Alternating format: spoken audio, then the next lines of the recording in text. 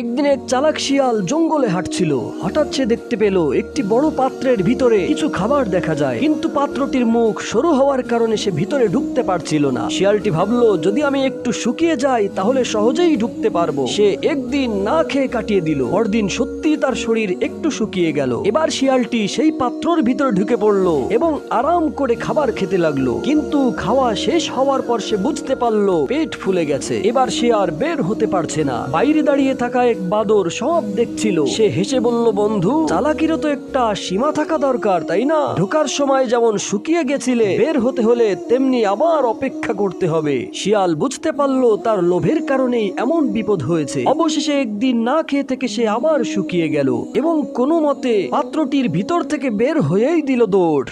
একদিন এক ভদ্রলোক গেলেন বাজারে। সেখানে দেখলেন এক নারী তার স্বামীর উপর চিৎকার চেঁচামেচি করছে। মানুষজন চারিপাশে ভিড় করেছে। স্বামী বেচারা ছিল খুব নম্র ভদ্র, তাই চুপচাপ স্ত্রীর গাল মন্দ শুনেই চলেছে। ভদ্রলোকটি ধীরে ধীরে এগিয়ে গেল। কাছে গিয়ে বিনয়ের সঙ্গে মহিলাকে বলল, আপনার স্বামী কি বধির? কানে কিছুই শুনতে পায় না? মহিলা রেগে গিয়ে চেঁচিয়ে বলল, এই বধির হতে যাবে কেন? সে তো সবই শুনতে পায়। ভদ্রলোক মুচকি হেসে বলল, তাহলে আস্তে আস্তে বললেই তো হয়। স্বামীর উপর এত চিৎকার চেঁচামেচি করছেন কেন? মহিলাও বুঝতে পারলো যে চিৎকার না করেও কথা বলা যায়। দুই মাতাল মদের দোকান থেকে বেরিয়ে দুলতে দুলতে ট্যাক্সি খুঁজছিল। কিছুক্ষণ পর একটা ট্যাক্সি দেখেই তারা হাত উঁচু করে দাঁড়াতে বলল।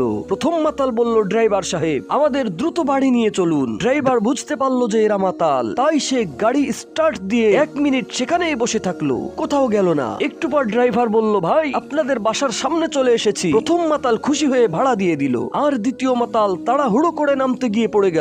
উঠে দাঁড়িয়েই সে ড্রাইভারকে ঘুষি মারতে গেল। ড্রাইভার বলল, কি ব্যাপার ভাই, মারছো কেন?